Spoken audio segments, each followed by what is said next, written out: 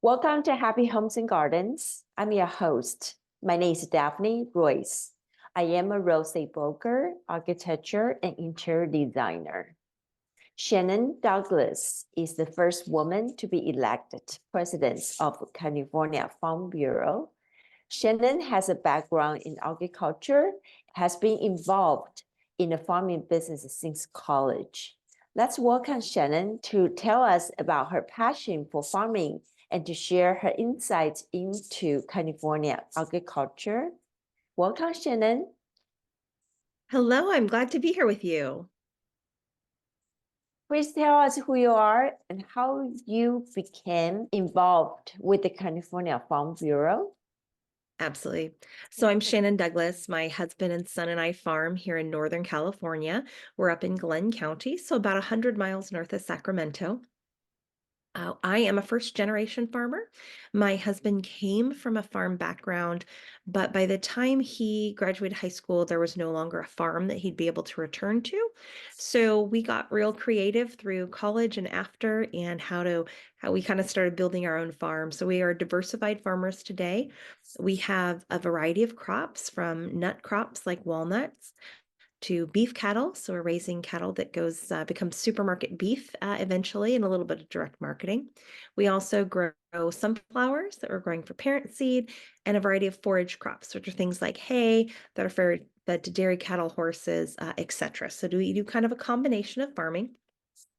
And I got into Farm Bureau when I was in college. So while going to school, there were a variety of clubs you could get involved in, but I found that this Farm Bureau organization had some additional opportunities. And I really realized that in wanting to get involved and wanting to really help promote agriculture, that Farm Bureau was such an important way to do that. So during college, I ended up getting involved in a local political campaign that was not about a candidate, but it was about an issue, and it was about an issue facing agriculture.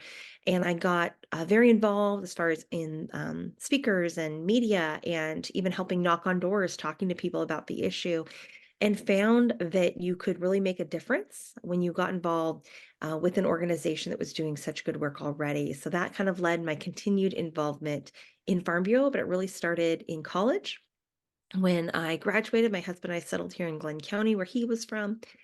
From there, started a young farmers organization in our county, and eventually we just kind of kept getting more involved. So I became a member of our statewide organization. And just after our son was born, so a little over 10 years ago, I was elected the chairman of our Young Farmers and Ranchers Committee. And frankly, I just kept seeing that there was great opportunity to talk about agriculture and help advocate for our industry in this state. And I really found Farm Bureau being the way to do that. Could you please tell us what does Farm Bureau do? Absolutely. So Farm Bureau is created on a local level.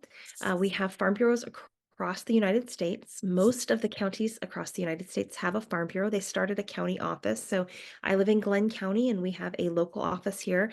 We have 2 staff members that work for us on a local level. All of our counties are involved in the state organization. The state organization is part of our national organization with a headquarter back in Washington, D.C. But Farm Bureau really works to advocate for farmers and ranchers on a wide variety of issues.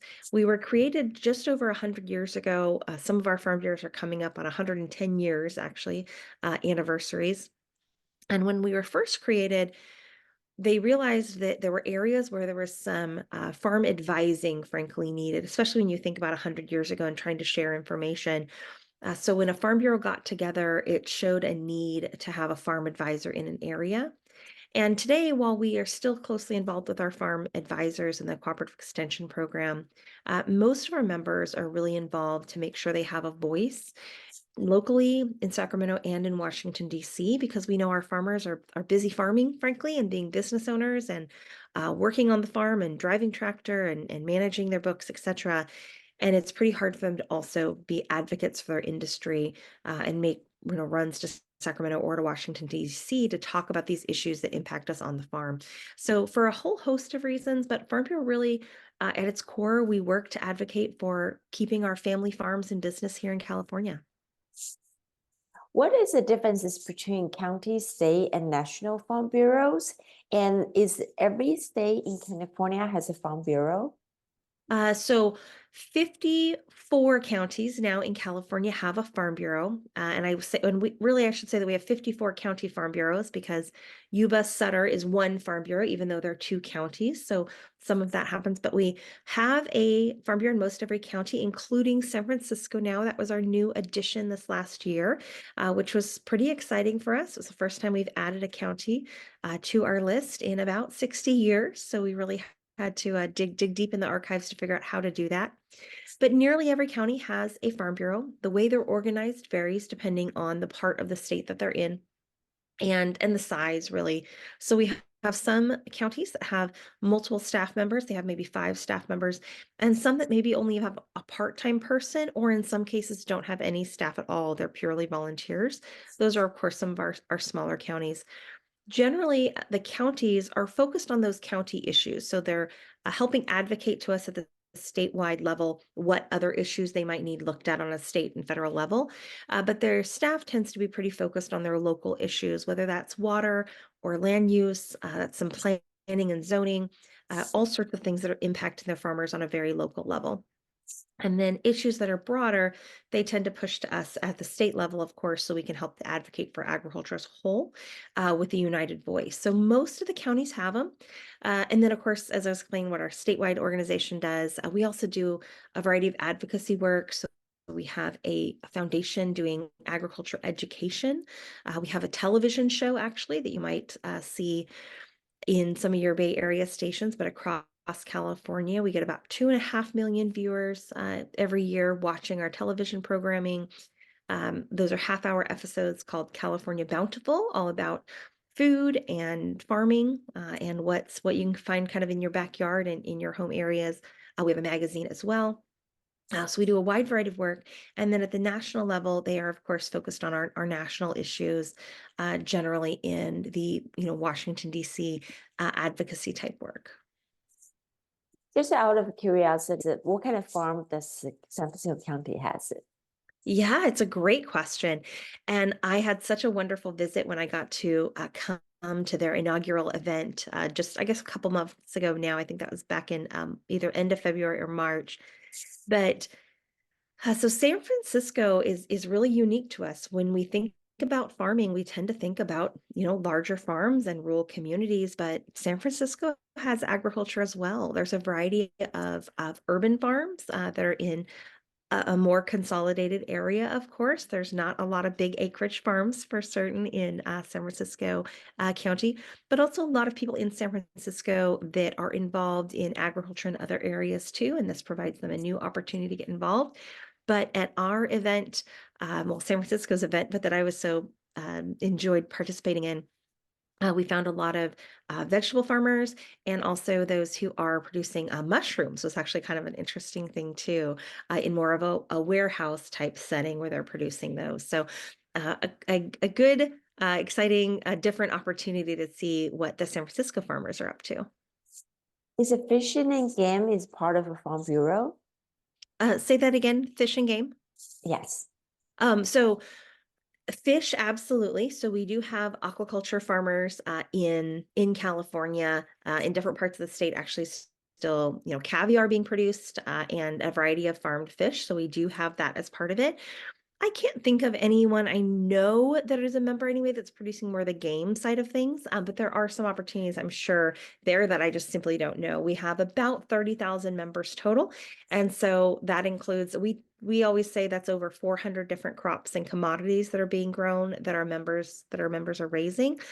So there's probably a few in there that I'm not even familiar with. Facing unpredictable weather patterns, what is the biggest challenge in farming in California? So weather is one of our most common challenges that we have, but it varies year to year. It tends to be a little unpredictable. So in agriculture, our crops can be susceptible to everything from the extreme heat stresses to extreme cold stresses. So in nut production, for example, in the early spring, we have great concern over frost because if we get frost at the wrong time on the nuts, primarily for the almonds, but also for the stone fruit crops, so things like peaches can be real damage, cherries, etc. If we get freeze at the wrong time when the trees are flowering, that can provide damage and they never produce the fruit, basically, which is whether that's fruits or nuts. So frost damage is something of great concern too. And the unpredictability of weather is becoming increasingly challenging. But I would say, really, in California, our greatest challenge is the regulatory environment here in the state. So people talk about it can be harder to do business in California overall. And certainly that applies to farming as well. And sometimes we hear, I had someone maybe probably a year or so ago, and they said, well, there's this stigma or this belief that it is harder to do business and we have higher regulatory costs here. And I was able to share with them a study that was done out of Cal Poly San Luis Obispo in roughly 2017 or 2018. And that study looked at regulatory costs over a 10-year time frame. So they had done a study in about 2007 and then did a follow-up study 10 years later. And they took a look at what were the on-the-farm costs for a mid-sized farm on the central coast of California. I believe it's a lettuce farm that's used in the study. But they said, here's kind of just let's look at a little snapshot.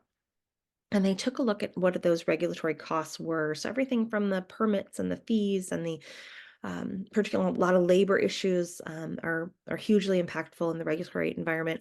And they said, so they took it the first time, here's what the costs were. They looked at it again 10 years later. And in that 10-year time span, they found that the regulatory costs for a very moderate sized California farmer had increased by 795%. And that's a tremendous increase. And again, that includes labor, that includes a variety of permitting, it includes some water issues. And that's a pretty heavy burden for our California farmers. Farmers tend to run on very thin margins. There's not a tremendous amount of profit in farming. People tend to farm because they love it, not because they become extremely extremely wealthy.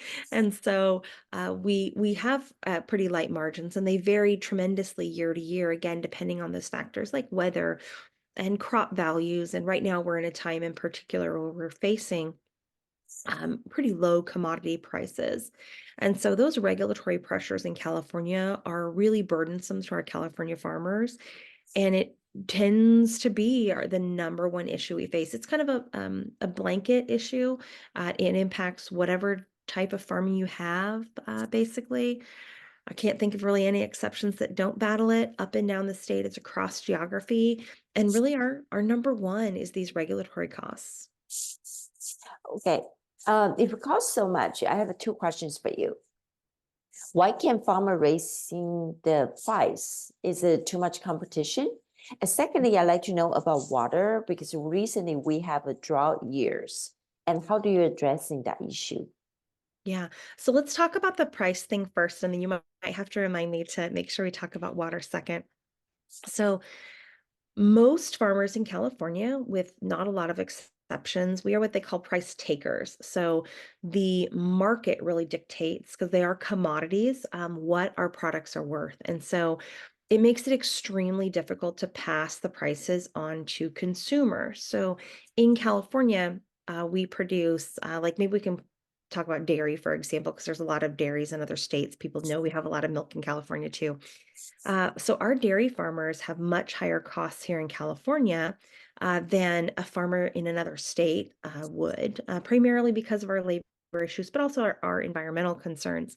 But their milk, and maybe milk wasn't the best example because our milk pricing gets really interesting, but really, when you look at the commodity of milk, we're just looking at milk, right? And so whether you get milk from California or from Nevada or from the Midwest, and meets the standards, it's generally milk, even though it costs more to produce it in California. So it makes it very hard for us to pass our additional costs on to consumers, if not impossible, because we really are price takers. There are a few exceptions, of course. People that are doing some direct marketing might be able to pass that cost along. But our consumers still then tend to be able to change and switch to something just produced elsewhere because it can be produced at a lower cost. So because we're producing commodities, it tends to make it pretty hard to just change the price. Unfortunately, the market as a whole is dictating our pricing on that piece. On the drought, we did just come out of a pretty serious drought, and it's kind of a cycle. You know, we have droughts. Unfortunately, every few years. It would be nice for it to be a little more consistent, but that is part of, I guess, what makes farming interesting is the changes year to year. And the drought is very impactful for California farmers. And looking at water in California and the way we use it, it ends up being very complicated. I think sometimes people think in water in terms of, Northern California water and Southern California water. But, you're sitting in the Bay Area and obviously you guys have water and your water, a lot of it actually comes from the eastern part of California. But our water issues, number one, are quite regional. We tend to get more of the rainfall comes in the northern part of the state. That's where our largest water reservoirs are. But then we have to move that water to other parts of the state, and the movement of the water ends up providing a variety of regulatory challenges. So depending on where you are in California and how you farm, where you get your water could be very different. For example, in Imperial County, they get a lot of Colorado River water, which is, different and how that's handled versus someone in Fresno County, for example, and someone different for someone in Glenn County. Uh, we personally farm primarily with what we call surface water, which means it's water that's been stored in a reservoir that's then moved to us. Other parts of the state, they have to rely on groundwater. So they're having to pump water from the ground and utilize that on their crops. And a kind of a new challenge for us the last decade or so in California has been the Sustainable Groundwater Management Act. And that really wants people to use less groundwater, I think would be a summation of it, and really watch closely how much groundwater is being used. But we have to use water to grow crops. So unfortunately, it's not an input that we can completely take out. Pretty much every single crop we're going to grow requires a great amount of water. And we've done a lot in California over and across the country, but over the last really probably the last 20 to 50 years, improving our water efficiencies and how very mindful we can be with all of the water that we use. But farming requires water, and the big challenge in California is getting enough water to the crops where we need it and when we need it. There's environmental factors for that. You could do a whole episode. You probably do a multi-series episode on all of our water challenges in California, actually, whether it's moving it down rivers or in aqueducts and the challenges that provides. But the drought in California has been very impactful for a number of years, and I think we have a lot of people still recovering. It definitely impacts the crops we grow, what we choose to grow, and even the long-term plans we make as farmers. You mentioned aqueduct. How far does that goes? All the way down to Southern California? And is that strictly only used for farming? It is not only used for farming. So our water system, we could pull up some really amazing maps actually on how the water gets moved, but we have our California aqueduct is the one that's going along kind of I-5 really through. You can see it through most of the Central Valley. Not all of that is agricultural water. I don't know what percentage. I'd have to pull it up specific to that project. But water is moved through that. And then there are a lot of smaller projects as well. So while the aqueduct is a big one, there's also smaller systems like that in different parts of the state also moving water. So it gets very, very interesting the way we move water around to get water to the places where we're growing food and the places where people need it. Okay, let's go back to the Farm Bureau. Why should people join the Farm Bureau? Yeah, well, people who are involved in agriculture, we really want to be a part of our Farm Bureau team. It's an important place to keep updated on the agricultural issues that we're facing, the things that are happening in Sacramento and back in Washington, D.C., the legal issues that farmers are facing, labor issues, etc. But we also think there's a great opportunity for people who are not necessarily farmers to be involved in agriculture. And so people who care about food and care about where the food is produced in California and want to support farming here in our state, whether that's larger farmers or smaller farmers or more urban farmers, there's opportunity to get involved and support our work. We have what we call our associate members, who are people who are not farmers who join, and we have about 8 to 10,000 of them, depending on the year, who are members of our organization and provide an important voice as well. They can take advantage of some great programming we have. I was mentioning the television show earlier. They also get a great magazine that's very focused on food and farming and basically enjoying great food and cooking great food here in California. So really people who have passion for the work that we do and keeping farmers farming are great candidates to be members of our organization. What is the biggest reward from working in farming? For me, when it comes to the farming we do, and this is interesting because I have to do less of it anymore, but we started doing what we call direct marketing a number of years ago. And so when we're direct marketing, that means that we are not selling our stuff through a grocery store. We're selling it perhaps at a farmer's market. That's typically how we did it, or direct to the consumer. And farming is kind of a slow thing in a lot of ways. So, for example, out my window here are walnut trees, and it was about 5 years before we had a harvest from those walnut trees. So, before you could really enjoy the fruits of your labor, right? It was a 5 year process. And when we're producing beef, it's a multi-year process. We're, selecting strong genetics for our cow herd to produce, better calves, basically, and then over time those calves are grown here, and then they're finished, and then they are processed. They used to actually get processed right in our county, and by the time they get on someone's dinner table, we've spent 2 to 5 years, arguably, on getting a great product there. Depending on how you look at the time investments of it. And when somebody really gets to enjoy the food that you've spent so much time growing and making sure was high quality, that's incredibly rewarding. But I think even more so, I really appreciate the interface that we have in agriculture. So agriculture involves so much open space naturally because it just takes room to grow. And with that comes, our actually last night, not only did I see, wild deer, of course, I say wild deer, but they're only wild, I suppose, in our area. So deer and wild turkeys that all get to enjoy our agricultural landscape too. And we, by being able to kind of help with that part of it too, it's this interesting intersection with nature that I think is a really beautiful thing too. Well, we in Silicon Valley and everything is about technology. Have you seen more technology used in farming? Absolutely. So I mentioned earlier, with my husband, I farm with our son, and I have really been encouraging my son to take as many technology related classes, things like coding, as he can, because the way that's going to tie into agriculture is very important. And I don't think we're ever going to be farming in warehouses and things like that. There will be some people who are doing that, to be clear, but that won't be all of agriculture.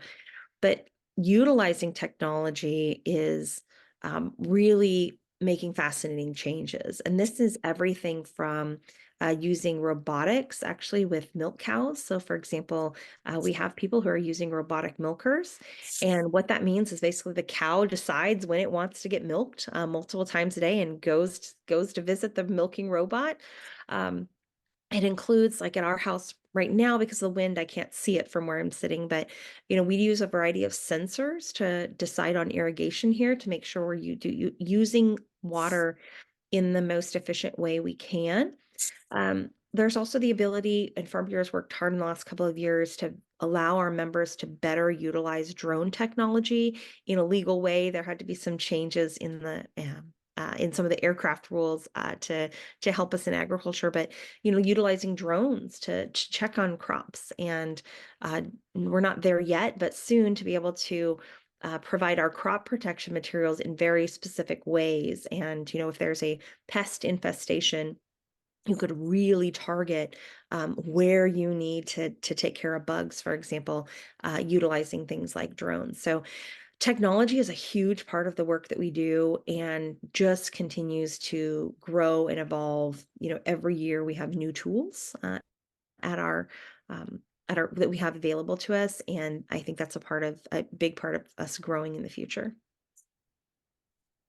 So how can young generations or women get involved in farming? Yeah.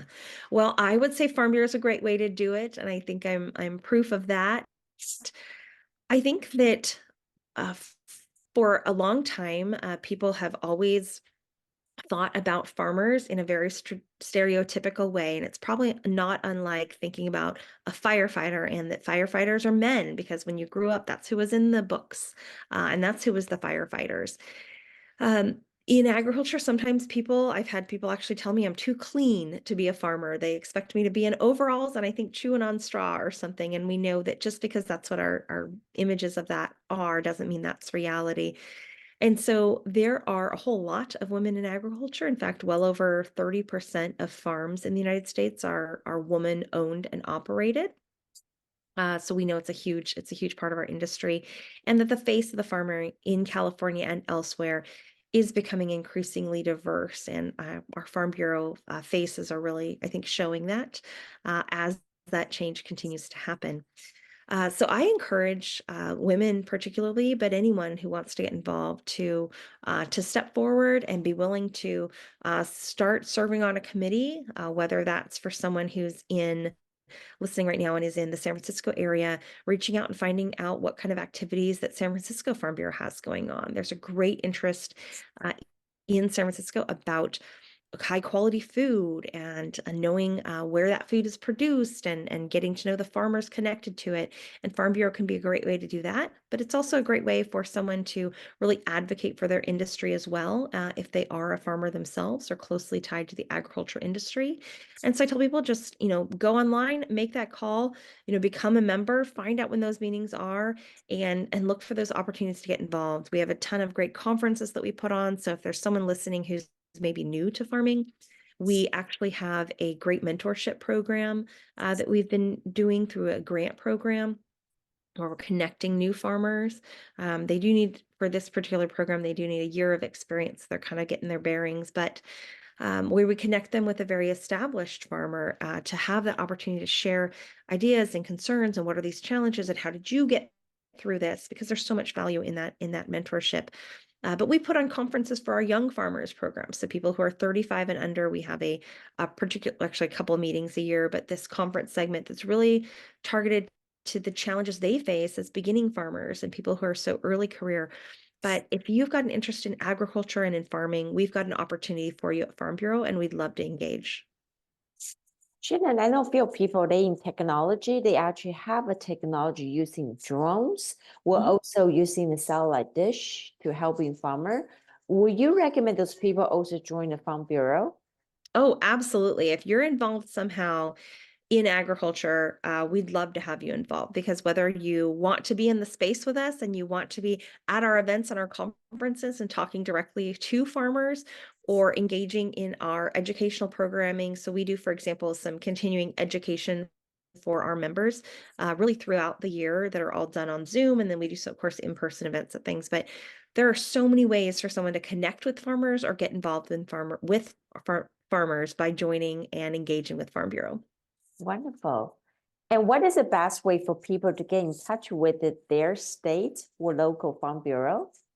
Absolutely. So here in California, the best way to do that is visiting our California Farm Bureau website, so cfbf.com. And from there, you can find your county information if that's specific to you. Because I know some people, maybe they spend some of their time in one area, but perhaps they consider home a different area. So they can choose the area that they want to get involved with. And if you're from a different state, you can go to fb.org. That's our Farm Bureau, American Farm Bureau website, and find the state that they want to find that information about. But we'd love to have you. Thank you so much, Shannon. Was great. It's very Absolutely. informative. Thank you. This was a lot of fun. Thank you.